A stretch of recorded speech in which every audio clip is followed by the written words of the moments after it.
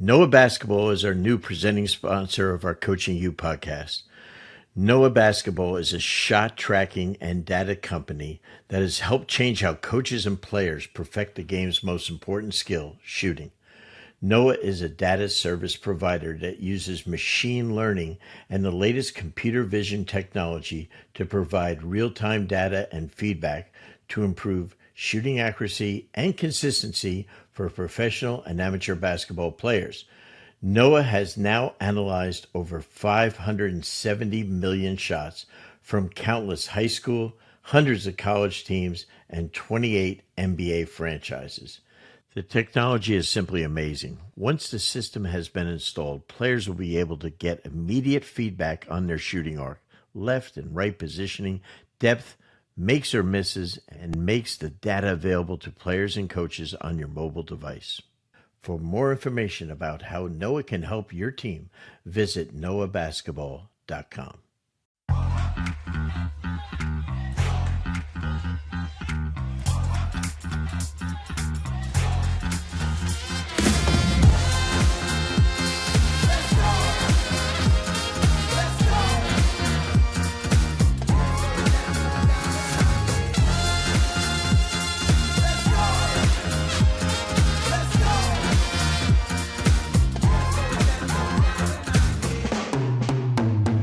Hey, welcome to another Coaching You podcast with the coach Brendan Suhr, presented by Noah Basketball.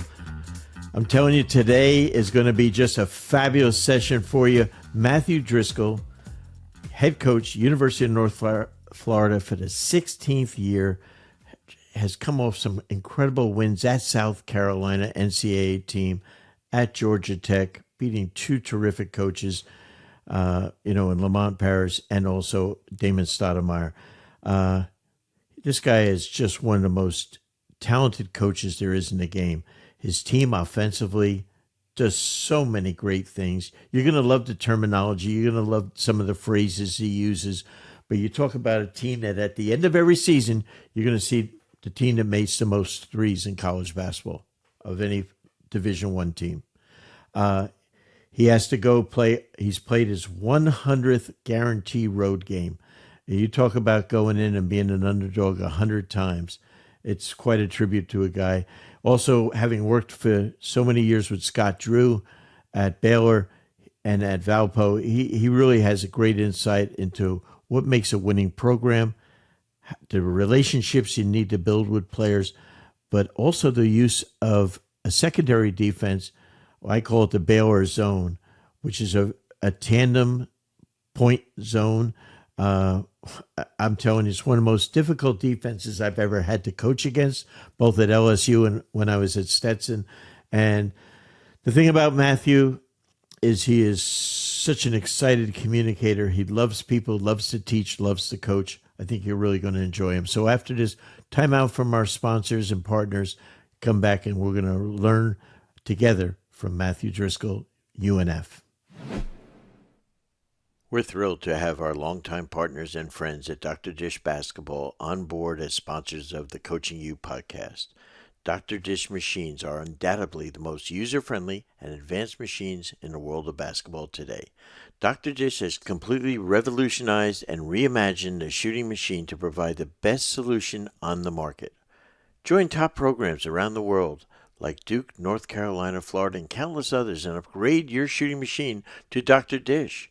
Dr. Dish machines are the best way to increase purposeful reps in your program to get players better, faster, while tracking progress along the way. Dr. Dish provides so much more than just your standard shooting machines with custom training, pro trainers, and coaches on demand, real-time and detailed analytics, and top-of-the-line drills and workouts. If you're looking to take your program to the next level, look no further than Dr. Dish for the best basketball training machine in the world. If you have an old machine that's just collecting dust in your gym, did you know that you can trade that in to Dr. Dish for up to $1,500 off and get a new dish? Make sure to give our friends at Dr. Dish a follow at Dr. Dish B-Ball on Twitter and Instagram for great daily drills, workouts, tips, and inspiration. Or contact us at drdishbasketball.com. Don't forget to mention Coaching You or our podcast for $300 off your purchase. Coaches, are you looking to take your game preparation to the next level? Then Fast Model Sports is the perfect coaching software for you. With FastDraw, build an organized library of plays and drills and create professional playbooks to share with your players and staff. You can also download over 9,500 free plays and drills from our Playbank directly to your FastDraw account. Looking for a better way to build your scouting reports and want to include video? With FastScout, build custom scouting report templates to prepare your team best for each individual opponent. Plus, did you know with the latest updates from Fast Model Sports, you can now include video with your FastScout reports and share with your coaches and staff all within the FastScout mobile app. The combination of FastDraw and FastScout is by far the best way for you and your coaches to create winning game strategies and effectively communicate them to your team. Over 10,000 high school and youth coaches trust Fast Model Sports products to help their teams reach their goals. To order, go to fastmodelsports.com. Use code COACHINGU15 to get 15% off any FastDraw or FastScout products. Remember, go to fastmodelsports.com. Use code COACHINGU15 to get 15% off any FastDraw and FastScout products. Welcome back after our commercials, and I'm telling you, this is going to be some time. I can't promise you what the hell's going to happen, but I'm going to tell you, from my longtime friend, Matthew Driscoll, head coach of my favorite university, University of North Florida, where my son graduated from with honors. He stayed 5 years. He should have had honors. Matthew, welcome, brother. It's so good of you to do this. Well, first of all, it's an honor to be with you. And I say that, and I hope you just don't take the laughter out of our whole thing. What you've done for the game of basketball. And I know a lot of people say there's probably 5 people that have really translated basketball over the years. I think Dick Vitale is a name that people will bring up. And you can name coaches, but forget those people. I'm talking about people that have not only been coaches, but have passed coaching, that have done things and have really, really taken the sport to an international level, that have really taken the sport to the high school and even lower grade level, that have taken the sport in the game of basketball to a completeness. And you should be super proud of yourself for whatever it was 15 years ago when you started this clinic, Coaching You, developmental, and what it was going to resonate to. And I know a lot of people you've touched. I know there's a lot of people in my circle that you've touched. And I just want to say to you, before we have the talk that you want to have, that you should be extremely proud of yourself. And no matter how many wins, how many losses, how many hires, how many fires, how many nice things, how many ignorant, rude things that we hear, you should be most proud. And I say this part, and you can take this out because I don't know what your platform wants, but like Jesus, like serving, we came here to serve, not be served. Mm-hmm.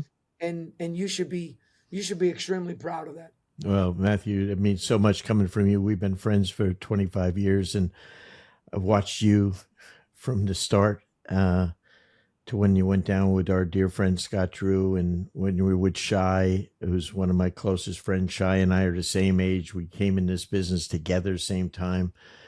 And, you know, it seems that so many great people that you end up being long-term friends with are similar. You have total alignment with them. And our platform is about everything that's good in the world. So we love Jesus. Conzo Martin, one of my favorite players I ever had in the CBA. Conzo said to me a few years ago when we were working with him at Missouri, Zach and I were up there for 3 days when he first got there. And he said to me when we were privately together, he said, "Coach, I just want to tell you, you've influenced my career as a coach. You're one of the greatest foot washers of all time." And I had no idea what the hell he was talking about because growing up Catholic, we weren't into the Bible, we were into the catechism. All right. And so, and he What a then compliment. explained to me What a compliment. about the Last Supper and about Jesus and he said, you just wash people's feet. And you know, it's one of the greatest compliments I've ever had in coaching, you know, because he said, you're really serving us, you know, and I believe like you do, that coaching is about taking players where they can't take themselves, similar to parenting. And also it's about us having courage, leadership, competence, credibility, and then pass on an incredible amount of knowledge and values to our kids that will last them 40 years and beyond, right? And you do that. That's what I love about you. And that's why I'm so proud of North Florida, because when I love to tell this story, and you and I have joked about it, my son was a terrific player, golfer and stuff. And we went there to be a golfer. And I told him, you're going to major in business because you're going to make so much money playing business golf. And you'll learn to go out. I have all these opportunities to go play golf with very rich people, but I don't know how to play. You go out there and you'll make a ton. And at UNF, which is absolutely the best or second best school in the state academically, he has to take business calculus his freshman year, fails it a second time in summer school, and says, Dad, and he gets A's and everything, but they won't let him go into the business school because he can't pass business calculus. And he said, Dad, I said, I'm sorry. I told you what to major in. What do you want to major in? He said, Dad, I love history. So he went and majored in history. I said, great. Happy as heck. Finishes up, has a great career, goes pro golfer, the whole deal. Scott Schroeder, who's the coach there now, is fabulous. Amazing human being. Great. And so the best part of this is that you get an education at a fantastic school. He's working with me a little bit, coaching you. We're flying home from Vegas after Kevin Eastman and I are running a session, and then he says, Dad, I want to tell you, I want to go into. He's like trying to qualify for the PGA Tour every summer. He says, I want to go to medical school. I said, you're a history major. You've never taken a course in science in college. Like anatomy? Other than his girlfriend at UNF, who's his wife. And he then goes and takes 30 credits of science in 1 year, gets a 4.0, and enters into school. And now he's in Orlando and, and it's just incredible what a school like that can do for a young person. But also too, Coach, I'd say this too. Sometimes, even myself, I was 27. Like, sometimes, people say it's not a sprint, it's a marathon. And in his case, he thought about this, but the reality was this, even though this ended up not being that. So it doesn't, like, if you got a passion for something, and that's why I love this game, mm-hmm. and love these young men, and love the opportunity we have.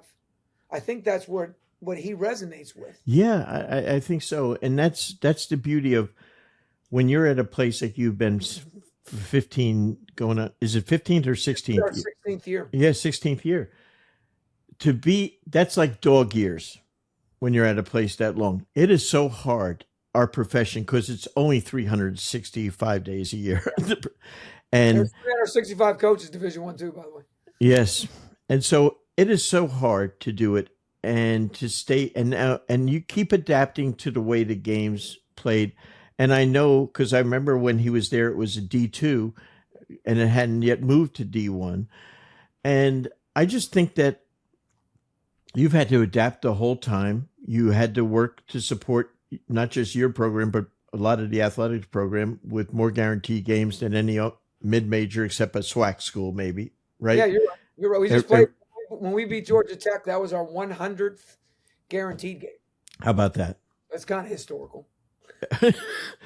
and to go out and do that and still be one of the most positive people, and I think it's a great tribute to guys like yourself that do it, and so many of the coaches in the ASUN, which I'm honored that I got to work in it. It's one of the great leagues. 100%. This year is Lenny this year. Akoff, Donnie Yeah. Jones, guys like that. We have so many great coaches in the league and stuff like that. It's a very underrated league, and they're lucky to have it. They have so many good coaches in that league. It's better than leagues way, way above it. In my Hey, Coach, opinion. how about all the great coaches too, where their teams left the league? Oh, 100%. You got, I'll miss somebody, but you got Rick Byrd, you got Murray Bartow, you got Bob Hoffman. I'm just talking about guys that went to the NCAA tournament. Yeah. Those teams left the league. How about that? So you talk about this league's history and how deep this league's been. I mean, it is what it is. It's a really good league. So tell me about what a way to beat Georgia and not Georgia. I'm sorry, that was our last game, but to but to beat South Carolina. I don't know. Is there some kind of waiver coming out that maybe we got to win? I'm thinking football. To beat South Carolina and then Georgia Tech, two really good coaches and really good players. What a thrill for you and your kids. Coach, can I share this with you? Sure. The one part about this that I know you talk about, I know you have people on. I know the Orlando Magic guy. I think it's Franks, or is the mental guy with the Magic. Really nice guy. He comes to the clinic. What's his name? Franks. Anyways, it doesn't matter.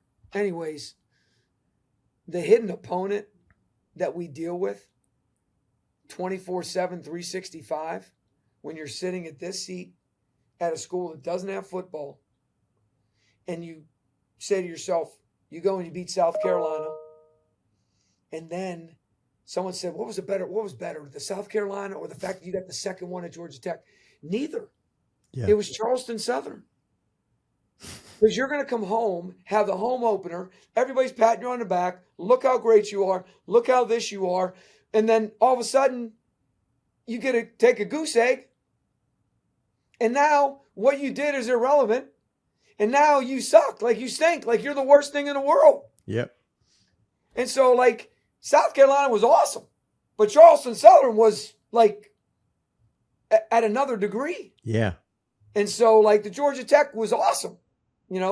So I just think at this level, when you do play these games and they do wear on you and they do, your overall record looks pathetic, and then people take pot shots on you, and then, you never want to really, really adhere to someone's criticism that you wouldn't ask for advice. And so you take that but it's still, we're humans. And so, like, goes back to what you said, and all of a sudden now, we're going to be a 2-3 bid league, and we're like easy, Jack. Like, hold on a second. You got to play UNC Asheville on Monday. Yeah, right. And now you got to keep your guys within that same perspective. And so that's why, more than ever, that's why going 1-0 Yep. is the most important thing in the world. Like, you got to keep it in perspective, and you got to understand that, like it has the other. How about this one, Coach? This has never happened in my history, ever, that we actually, and you'd have to ask Mike for the reality of it. But from what I know from listening, like, that was the first time we were ever hunted by a Power 4. Like, how about Coach, it was like, and maybe I felt it differently, or maybe it was whatever, but, like, there's no way they were going to stub their toe. And so, to their credit, because I'm not saying that other schools didn't prepare. That's not what I'm saying. Oh, no. I'm saying their alert level was almost like it hide to north, and it was Florida. Yeah. Like, they were that on point, and that, and to our guys' credit. That's a great tribute to them. and I yourself. told our guys that. I said, it's a great compliment to you. Yep. I dislike that I have to say it because I don't like to learn from losing. But So listen, I want to talk basketball with you because you, besides being an incredible guy, great coach, great family guy, we had great coaching against each other, both when I was at LSU and when I was at Stetson. So I'm going to talk to you about, I think you're one of the best offensive coaches in the country. I think your style of play is incredible. I want you to talk to our listeners. Now, University of North Florida, Jacksonville, Florida, spectacular area, the whole deal. One of the most gorgeous campuses in the country. We have listeners in 150 plus countries. Okay, Matthew, that's the only reason I'm telling them that. Talk to them about your style of play offensively, because I think it's not that it's unique. It's not that it's so well executed. And I want your philosophy, because that is the part that I think has been unique, and you've been a doer of this for a long time. We've really elevated in the last 11 years. Yep. Because of talent. And as you continue to get talent and you stick with kind of that nuts and bolts of what we built from the very get-go. I hope you, and I hope your listeners, and I hope this resonates. And I'll do it as concisely as possible. I know Duncan's grandmother said it, but it truly is good, better, best. Never let it rest. Your good's better and your better's best. Well, Coach, what's our best? When is it our best? Whenever you get the best shot that's your shot, then that's when it is. It could be the first 4 seconds. It could be the next 8 seconds. It could be the last 3 seconds. I don't care. We got players, not plays. So if we call chest or ear or nose and the guy plays you differently and you can rip and get to the rim, I'm not trying to get Dallas Moore a shot. I'm not trying to get Bo Beach a 3. I'm not trying to get Trent, even though against you we were. But I'm not. But my point is, that part of the philosophy I think is so critical that the guys understand that. In this group, and this is, I'm just telling you, they struggled the other night with this. Because when you turn down that, you end up later in the clock, and then you can't get them as quality. Right. And quality of shot is way more important, in my opinion, than anything else. And so, like, for instance, Josiah Miles pull up 3 in transition against South Carolina. Like, that's what he does. And that's what we do. So do it. And he didn't do it the other day, and it ticked me off. And I'm like, what are you doing? And I told Cameron Oriole during the game, I'm like, he turned down a shot, and he turned down another shot. Coach, he turned down a drift one more. And this dude's like a 42% three-point shooter. And I told him, like, this is what we're paying you for. I did. This is what we pay you for. And I told him, if you do it again, I'm not playing you. Yeah. You don't deserve to be on the floor if you don't understand your skill set and talent within what we do. Coach, this joker doesn't take a side dribble 3, takes a pull-up and gets it blocked. If you watch the clip, I couldn't have gotten up faster and got him out of the game. No, I'm saying I put him back in because I'm not stupid. But my point is, that is part of the philosophy. That's the key right there. Well, but here's what we tell the guys. Like, if anybody ever says to you, well, you live and die by the 3, they don't know basketball. Right. We made less threes than Georgia Tech. We shot 78% at the rim. Right. That was a great, I love that in your presser. I mean, understand this. And yes, we're going to make 12 threes a game. At the end of the year, when the water levels, we're going to be one of the tops in the country, if not the top, like we were last year. However, that in and of itself, right? And so, for instance, taking the ball out fast. Why do you take it out the way you take it out? Why do you teach it the way you teach it? Why all this stuff? Because when Coach Drew hired me, he gave me 8 tapes on Kansas. Kirk Heinrich was a point guard, and he said, why are they the fastest team in America? So I do this entire dissertation, 25 pages, stats, and like all this stuff, right? and I give it to him. I've been with Coach 22 years. 22 years we've been together. He's never used a single thing from what I gave him. Not one. But, Coach, it's a great lesson for all those people listening that are young and trying to figure it out. Right. Success is crumbs you picked up along the way. Right. That's what it is. I'm not Mike Krzyzewski. I'm not Scott Drew. I'm not Larry Scheid. I'm not whatever. However, you pick them up. You pick them up. You pick them up. And you put them in the coffer, right? And you say, I think.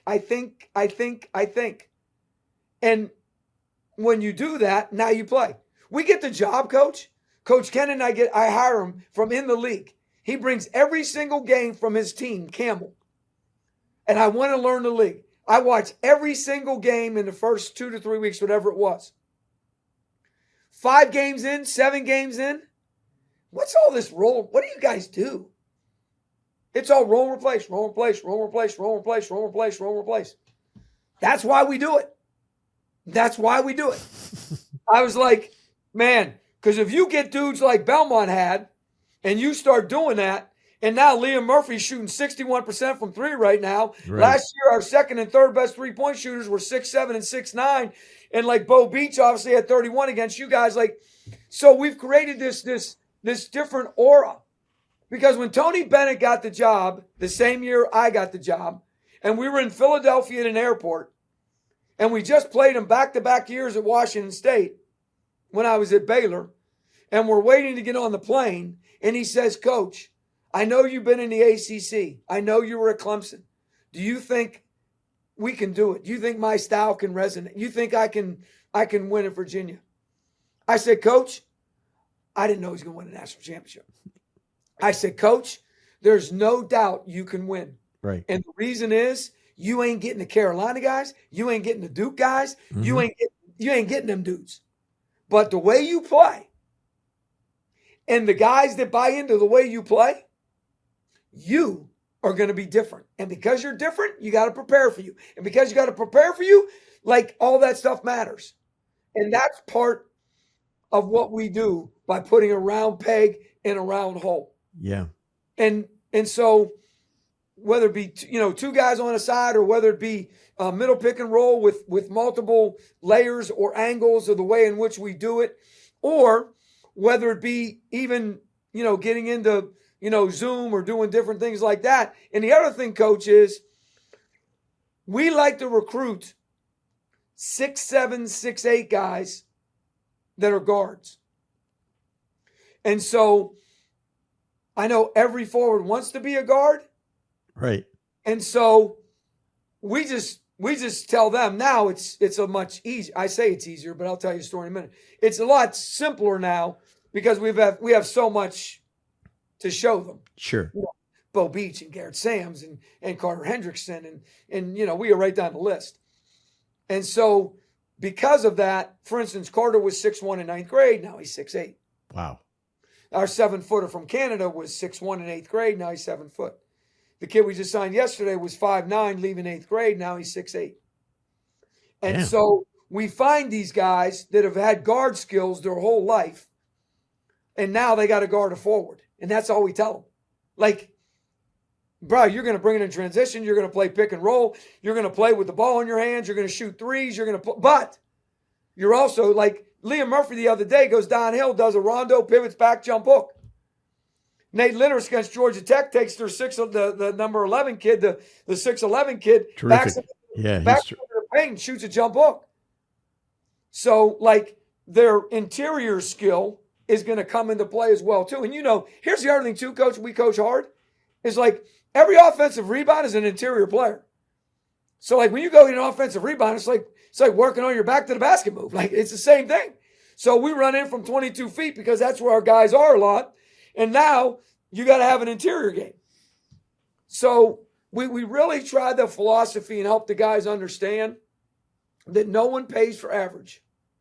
And you always want to be somebody to take you and then develop what even is next. Well, I really want to be. Dorian James is a great example. He wasn't a very good shooter. He just wasn't. But he had guard skills. Well, Last year, he broke the record for single season percentage from three, 48%. So, like, know what you do. Understand your role. It's going to change every single year based on attrition, injury, and illness. And then understand that. But so that's our offensive philosophy and why, pace, space, and embrace, we've always talked about. Like Someone that. tried to steal that from me. And they use other words now. But like, that's what we've always talked about. And get the ball across half court in 2 seconds. And then once you do, like, figure it out. Poise, purpose, and then make them pay. Matthew, I want to ask you this.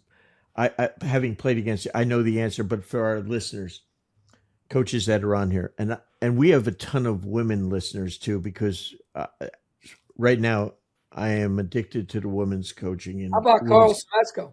Yeah, I'm so happy for him. Well, he's a very good friend of mine. I'm so excited for him. I've been trying to get him to speak for us for years, and he's never had the time because of his commitment at the start of the year, recruiting and stuff, FABC clinics, etc. But I'm so happy for him. He's a phenomenal coach. He'll do really well there. Now so let me ask you this. He's got more downtime. And more money. So not much. He was making really, really, really, really, really, really good money. Yeah. Well, the WNBA is now no salary cap on the coaches, which is good. So for your inbounder, big thing now. In the old days, always 4 and 5 and take it out. What's your philosophy now on you want to get it in and out as quick as possible? Twofold. Closest forward, unless a guard just happens when we play. When we play zone, sometimes because a forward's in the center and a forward's on the wing. Yep. So if the shot comes from the forward side, the other guard, the bigger guard, the other wing on the zone. So in that instance, he can be the inbounder, but we call that a bullet, where he throws and gets it back. And so, but the closest forward, and we do something very unique. We take the ball out directly under the basket as fast as you can. Wow. And our guy that gets the ball, we want him cutting below the block if possible, that low. Wow. And we still score. I mean, I could show you as many clips as you want. 4 seconds. Like, we still rim runners, pitch at threes. Because what people fail to realize sometimes is if the guy's so far up the floor, now that air time, the clock doesn't start. But also, too, that air time also, you can't pass the ball. And I know it's only a second, maybe. And so when we get it to him quick, he turns and takes. By the time he takes one bounce, he's had looked at the rim. He's looked at the strong pitch. The second bounce, he's made his way across the floor to the skip. And he's either going to cross the floor or on the dribble. Yes. Or he can continue to go up, and now we'll play with the inbounder. I love that. Let me ask you this, Matthew. When you're coming down the court, if since you don't have your 5 taking it out, he does sometimes. Sometimes. Is your first big down the court? Is he rim running or So we run. So 2 things. Number one, we don't have numbers. Right. The only time we have numbers is under OB, side OB. Got it. Everything else, you're either a guard or a forward. Period. And the guy's got to run the rim, and we want him to get all the way. Like, we practice like touching the stanchion when we do it. Like, you got to go all the way down and touch the stanchion. Wow. When we go through it, just so they understand. And Josh Harris, who you know well, like, he's really adapted to that, and he understands that when you play from below, you got a better chance. And then once we get multiple shooters on the floor and they play below, now we can do varying things. We can mash them out. We can play roll and replace. We can go into, I don't want to call it Spain, but it looks like Spain. But it's with 2 forwards. I think Spain's always a guard and a forward, I think, right, Coach? Likable. That's what they like to do. Yeah, so, but whatever. They want the small to switch on to the big rolling. All right, so we call it Portugal. So we go Portugal. Do you really? No, you don't really. But I like that, though.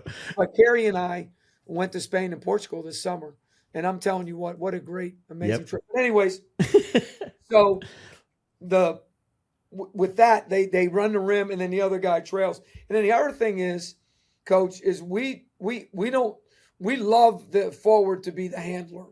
So if you just pitch it back to him, then he can do whatever. Like the other day, Liam made about a 35-footer. He made 3 in a row. He's a terrific player. That was a great acquisition for you guys, man. Yeah. How about he didn't play last year? Yeah. He had a torn hip label. I saw that, yeah. But what's great is this is where our guys are just phenomenal. If you average 12-5 as a if you average 12-5 as a freshman in the Ivy League, you're a player. You're pretty good. Yeah. And so, yeah, you can play. So, and you know what else too? Goes back to what you said earlier. Like, and I didn't know if I could use this analogy or not, but the pumps retreat, does that go against you? Sure, that's cool. So their slogan, it's all about relationships. Right. And there's a great story with Coach Drew about that. But Peter Pilling is the AD at Columbia. Peter Pilling was assistant AD at Wyoming when I was there. Jim Ingles, the head coach at Columbia. Good. Jim Ingles was in the league at NJIT. Peter Pilling called me to give him some insight on what I thought about Jim Ingles. So, so we're trying to get insight on Liam Murphy. And I'm going to tell you what, Coach, it was the hardest recruiting year we've ever had. We had to bring more kids in on a visit. We had more kids cancel visits. We ate more plane tickets. Wow. Which it was brutal. But now, looking back on it, Coach, there's guys who chose not to come here that are either barely playing minimally, and they're definitely not 8 miles from the Atlantic Ocean. And I'm like, what is wrong with us? And of course, you're human like me. It's me. I'm too hard on the guys. I coach them too hard. What is wrong with me? When in reality, God just kept saying, just relax, chill out. I might not be early, but I ain't never late. And we get Liam Murphy. How about that? How about this? During the initial call, guess where his girlfriend goes to school? Florida. He says, so I'm like, so we start, was she in? Yada, yada, yada. And then I got to bed. And then he said, as a matter of fact, I'm getting ready to drive down and see her. Now, remember this is May. And I never I'm thinking he's going to pick her up and take her home. I'm like, man, that's awesome. And he's like, yeah, she's graduating. Oh. I was like, oh. She needs a master's degree. I said, our nursing master's degree is one of the best in the country. And no, Coach, she's already got something back home. And I'm thinking, like you were saying earlier, like, there's no way I'm beating her. Yeah. Right. And Olivia is awesome. She was just here about a month ago, and she's awesome. But my point is, he actually came down on his visit on the way down to go to her graduation. How about that? So that's a God wink. I call it a God wink. Oh, there's no question. I'm telling you, Coach, like this thing right here, I've been wearing this for 16 years since day one. I don't know if you can see it or not, but it says SSSHHH. It says shh. Because this program is way greater than we all know. So just embrace it. Yep. Love on it. And don't think it's about you, and it's not about something else. Yeah. It's about him. So he puts the people here. He puts the staff here. He puts the players here. And then we got to, but again, Coach, what's the greatest thing in life? Free will. It's the greatest thing in life. Free will. Right. And now we got to be able to coach the decisions, the discernment, the free will to make sure that we're doing the right things. Because knowing right doesn't matter if you don't do what's right, but you'll never do what's right if your heart's not pure and you have purpose for that. Oh, boy. We went off on a whole that had nothing to do with side. But I'm here to bring you back in because I want to pull out everything. Your point guards are freaking awesome. The job you do with point guards is amazing. Thank you. Almost every guy you have, and even guys I say, I never heard of him. And all of a sudden, he just kicks your ass when you play against him. You give them freedom, but there's so much beautiful direction for them to get them off. What do you try to do with them as far as, to get the most out of them? Terrell McIntyre, another lefty, by the way, was an incredible role model for me from the sense of he was so seasoned when I got to Clemson. He was a senior. Yep. And just to watch a guy at 5'8", he'll probably say 5'9", but to watch him operate and the way in which he played pick and roll, transition, his pace was ridiculous. First team All-League. Then we go to Baylor and we sign a guy named Curtis Geralds, who Frank Martin to this day will say is the best pick and roll guard he's ever faced. How about that? And again, guess what he is? Another lefty. And so, I ain't got nothing to do with that, but I'm just telling you. Sure. So now you get a guy like Dallas Moore. Yeah. And another lefty. And then the thing that we do is we want scoring league guards. Yep. We want dudes that want to score. They love to score. They're almost a little bit too selfish. And then we teach them the good, better, best. Because if you can't score, then now you're going to be a liability because now guys don't have to guard you. And so all league for 4 years. And then we sign a guy named Ivan Ganderosa, who was the G League guy we went and saw yesterday, who was on the Puerto Rican All-Star team this summer. Awesome. Played in China on their Olympic team, but didn't make the final cut, but got to China. He was a lefty too. All league for 3 years. Jose Placer, all league for 3 years. And then Jalen. So for the last 11 years, that guy's been an all league player. How about that? And yeah. But that's a lot of responsibility, for Jalen Smith. And I think Amitri would have been all league if he not would have torn his ACL before Jalen got to be all freshman because of it. Yeah. My philosophy on college and pro basketball is I can build winning teams with a great point guard.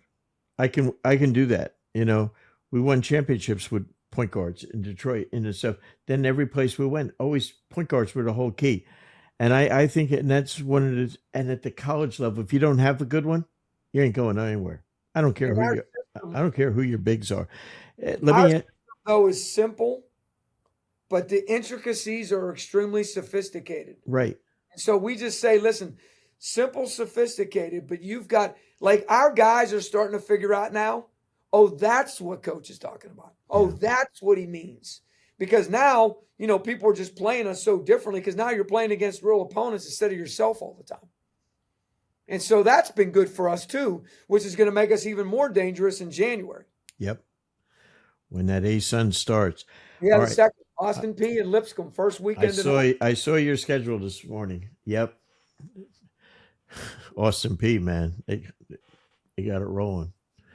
I want to talk about your defense. I think the defense that you and Scott had in Baylor, and then you brought it here.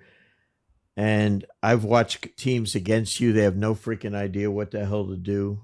I don't, but how did you and Scott kind of not fall into it? It wasn't falling into it, but you developed it and you tweaked it and stuff like that. And I know you're also a terrific man team and stuff, but it's a great, I think any team that doesn't have a zone in their bag is missing the point in the NBA level. I really believe that, I agree. Yeah, because there's nights when you might just change the rhythm of their team if they're on fire.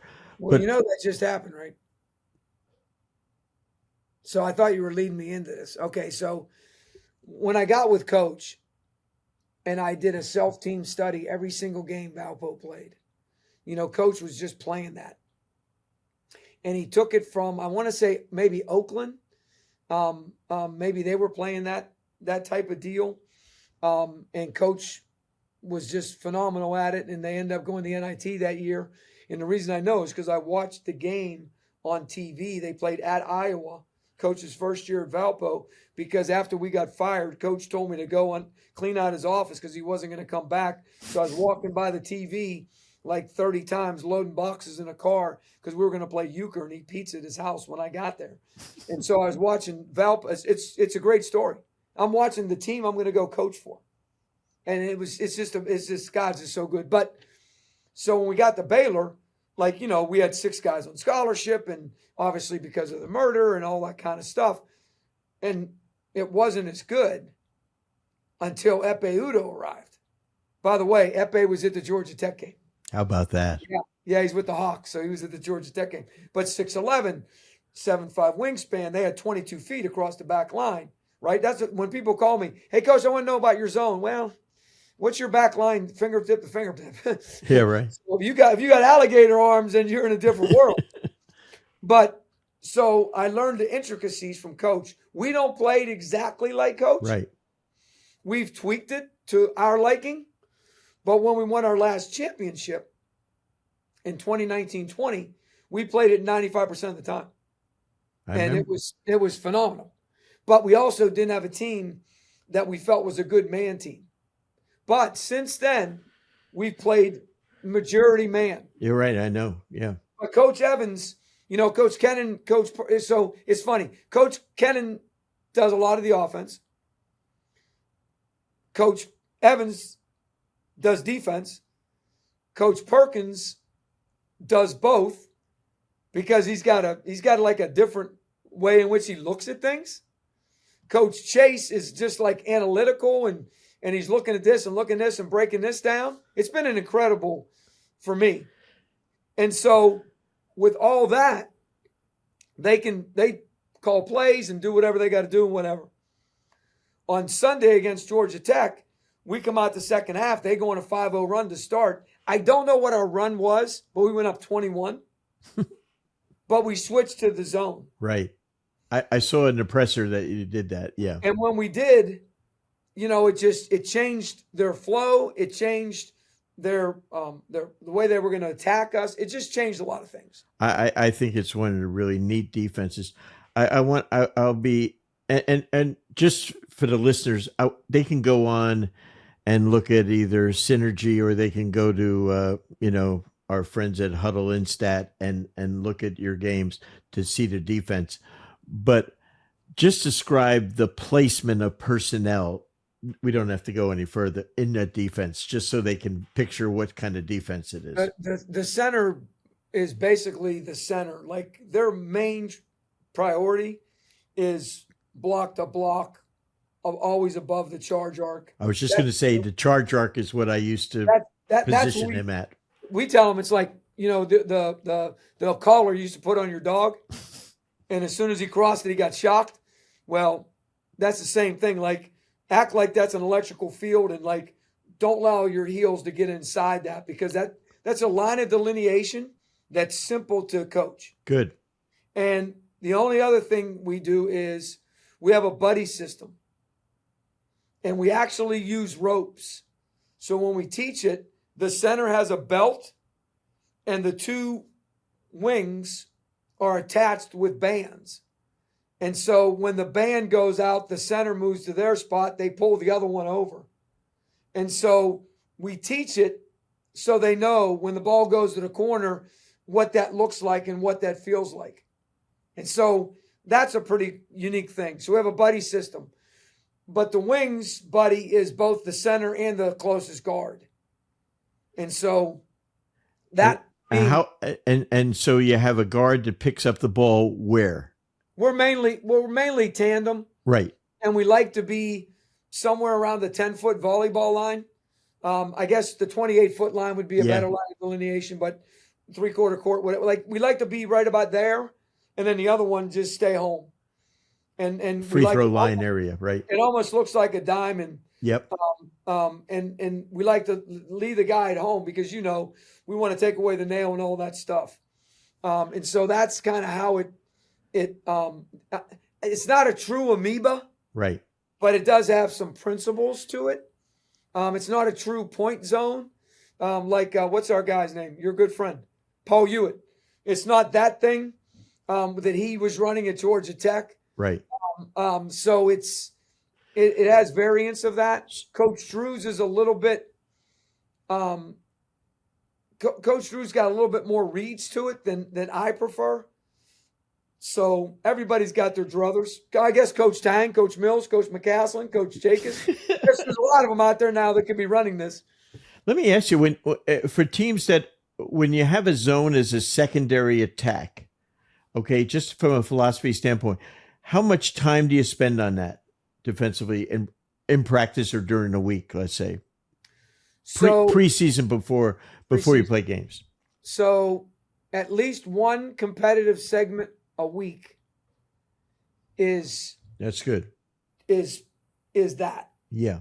And then that's during the week. And then on those Saturday, we always have an inner squad or we have a scrimmage against another team. Okay. So we always have a second day that it comes into play. Got it. So it's always one segment. And then on install day, we go and we do, I learned it from you guys, the pros. On install day, we do it where we guard it, but we don't shoot.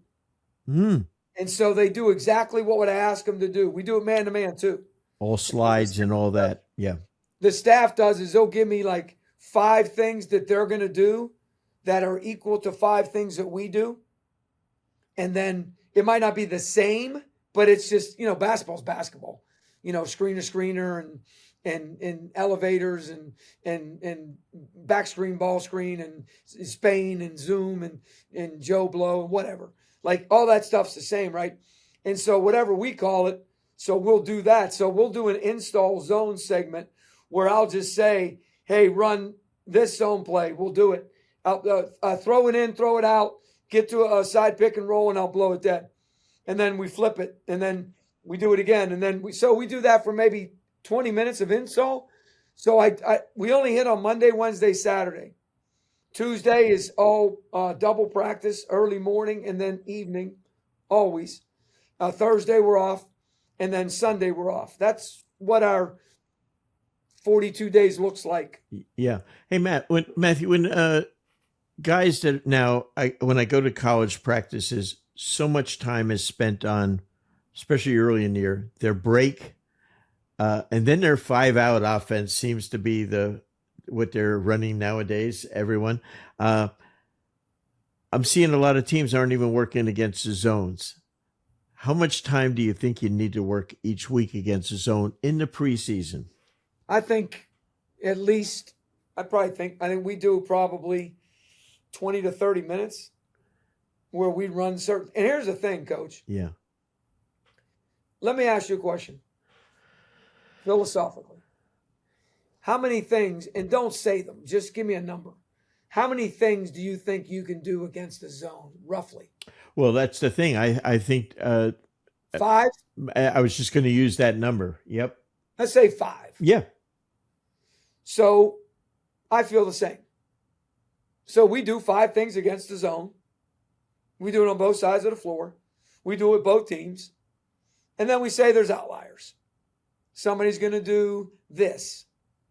Somebody's going to do this.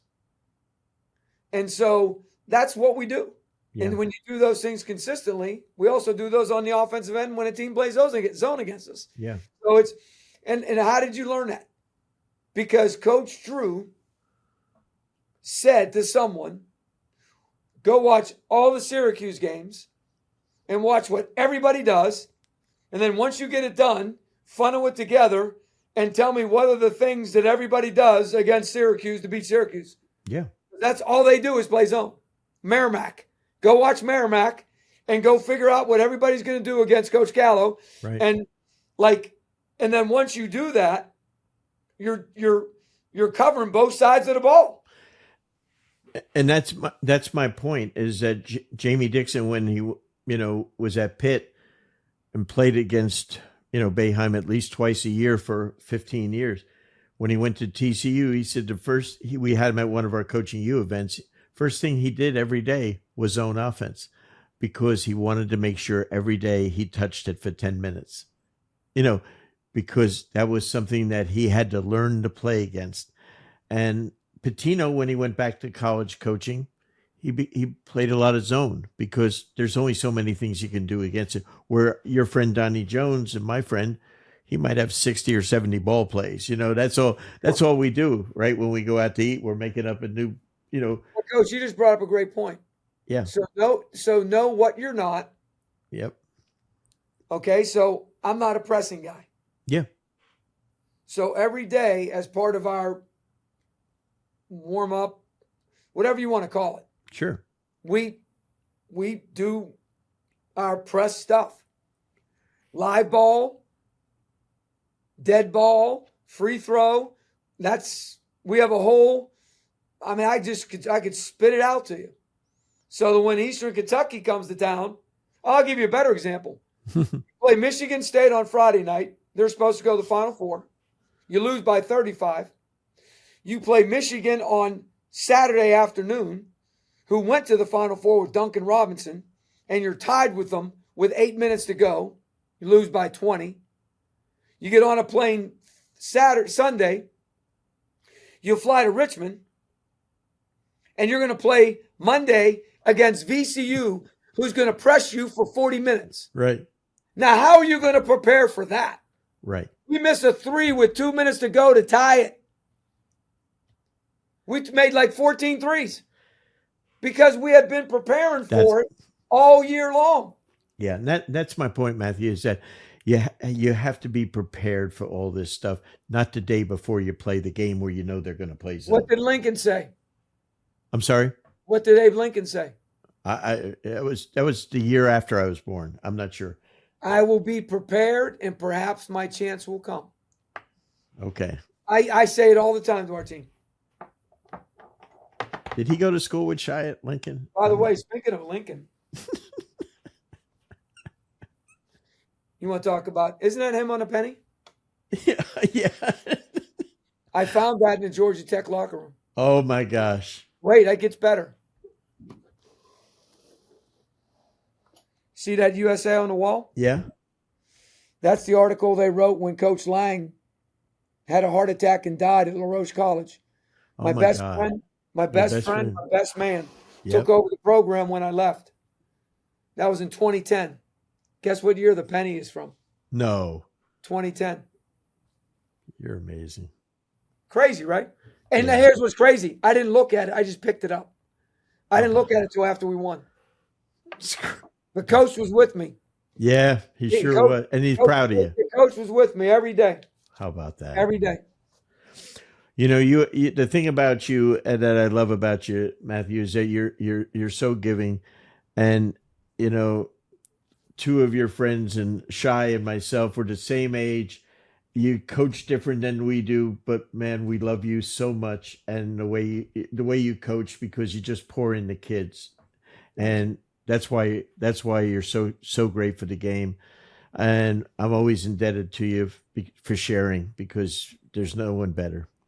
Well, that's very kind of you. And like I told you before, if you ever get somebody that drops out or somebody that can't do it, or you need a last minute guy, if I can do it, and the reason is because when my brother committed suicide, I was so upset with him and coward and all that stuff. And I was 21. And not now, but as I said to myself, he bought me a birthday card for the first time ever. And I said to myself, somehow, this is not happening again. Like, I'm going to be the difference in someone's life every single day, because my mom didn't even, he bought a birthday card with my mom that day. Like, we don't even know, what are people walking around with, right? Even ourselves. Sure. We have stuff, right?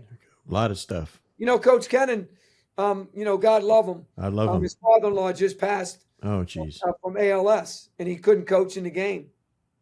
I said it publicly about 2 weeks ago, like we got stuff going on too now. Like, sure. Everybody's got stuff. So as a society, like, how can we be the difference? How can we make a smile or say hello, or instead of having, your two earbuds? I know you do because you have to do it for the show, but like, be able to be engaged. We tell it to our guys all the time. Like, man, like, you can change someone's life. The coach is maybe the most, it can be, other than the kids, if he's lucky enough to have two wonderful parents, the most influential person in your player's life. 100%. And it's a calling, and 100%. you got 15 other kids besides your own, and that's why we're not going to the full limit. So no, I meant walk-ons. I know. Hey, you know what's crazy? I did a study because I was doing a talk, and I like to be intelligent. In the early 90s, that's when they went from 15 to 13. And so in parity, all of a sudden, because if you think about it, let's say there's 80 autonomy schools. So that's 160 scholarships. So 160 dudes that couldn't go to those schools had to go to the next level. And those had to go to the next level. And then it's all trickle down. Next you know, basketball's starting to get a little bit more parity. And now there's upsets and March Madness and like all the excitement, right? How about that? And now we're going to flip it. And now we're going to go back to 15. And that's what I'm talking about. The handshake lines are going to change. Like, my guys right now, the agents are just, it's crazy. Crazy. Hey. And now guys got extra scholarships and they got revenue sharing. And they, like, what are we going to do? Hey, if I came back as a commissioner of college basketball, I'm not going to go into, there's several things I would change. One would be 6 fouls so that these kids that come and play, they can all play a game rather than have bad officials. I agree. Yeah, because when you go on the road, your best player's down with 2 fouls in the first half. Okay, the other one is no handshake lines. Watch some of these handshake lines, and you see these assistant coaches talking to a kid that didn't even get in the game, saying, "Hey, man, I like your game. I don't know why that guy's not getting a chance." You know what? It's funny you said that. Appreciate you letting us recruiting us. I know you chose this school. You wanted to go a higher level to see whatever, but obviously it's not working out. So give me a call. Yeah, I'm telling you. Matthew, great luck the rest of the year. So proud of you as always. Let me know if we can help you. God bless. Listen, I want to give you a quick reminder. You're going to be hit with a lot of Black Friday sales from all different kinds of companies and businesses. Every year we offer an amazing deal for our listeners on our podcasts, through our emails. I want to tell you that we offer for Black Friday a 25% discount on a monthly at $7.49 or a yearly $74.99, $120 value. You'll get to hear all of our clinics, our Coaching U Plus app, which is absolutely incredible. Almost 500 coaches, clinics, 1-hour clinics are in there, plus so much more content. For more information, go to coachingulive.com/Black Friday. And again, when you register, use the code Black Friday. Till next week, this is the coach, Brendan Suhr.